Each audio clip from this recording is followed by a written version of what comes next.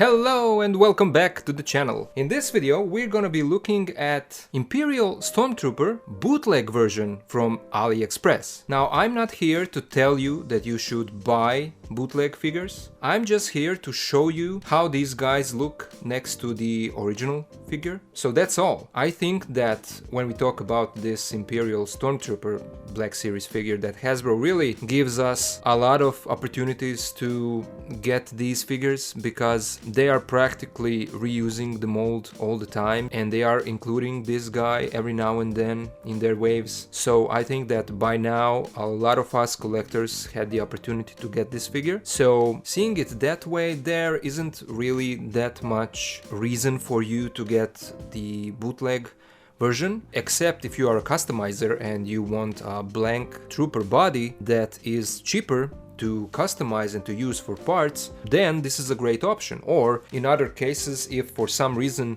you can't find the original figure, this is also a good option for you. Now, saying all of that, could you tell which one is the original and which one is the bootleg from AliExpress? I'll tell you.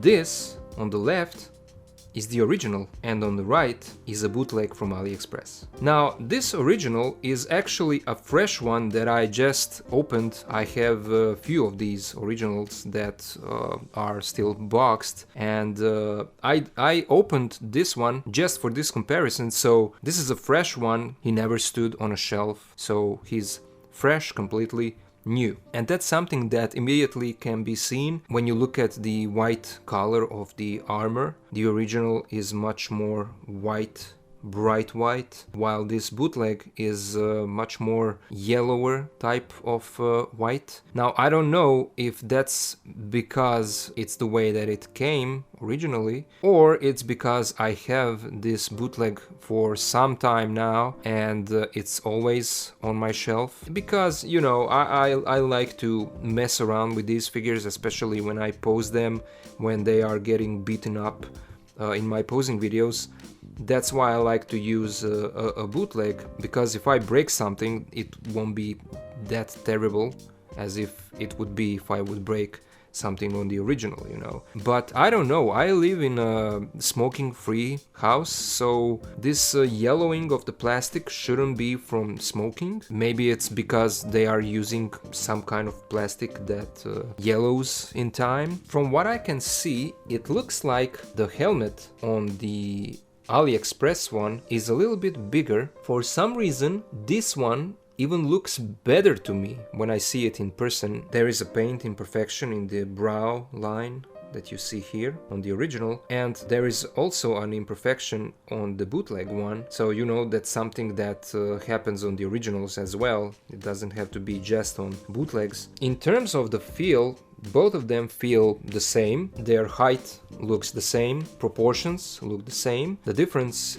is that these butterfly joints tend to be looser on the bootleg and tend to be a little bit wider. They are kind of popping out too far in comparison with the original. So that's a kind of a difference. On the original, those things don't happen, so the body looks much more natural and the joints blend together a lot better than what you see here on the bootleg. But all of the other things are practically the same. The articulation is the same as on the original. The head shifts forward and backward because of that joint in the upper neck, and then there is also a joint at the lower part of the neck. So those two joints combined together give you a little bit up and much better down. And then, as I said, there is this butterfly joint that sticks out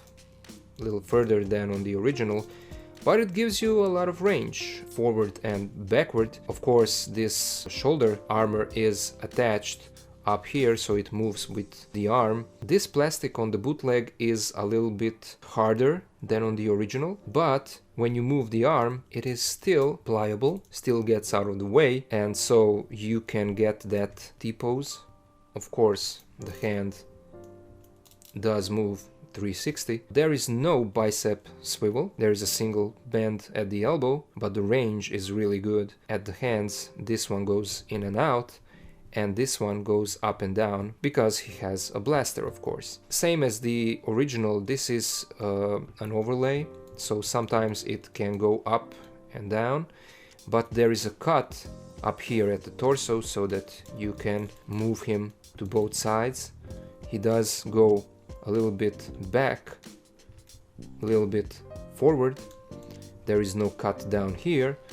And then here at the legs we have a forward movement this much and back movement this much. Out it can go this much, and then we have the thigh swivel, of course, that is hidden behind this armor. We have a single knee and it swivels, and down at the feet we have this far back movement forward, and we have that generous ankle pivot. So practically it's all the same, it's the same as the original, but I also have to mention that it's something that I'm seeing only now when I'm comparing it next to the original. When I don't have the original side by side, then it's not that visible. It looked white to me all this time, you know, but now I see that the whites are different. He does come with a blaster, but while the original comes with this blaster, bootleg comes with this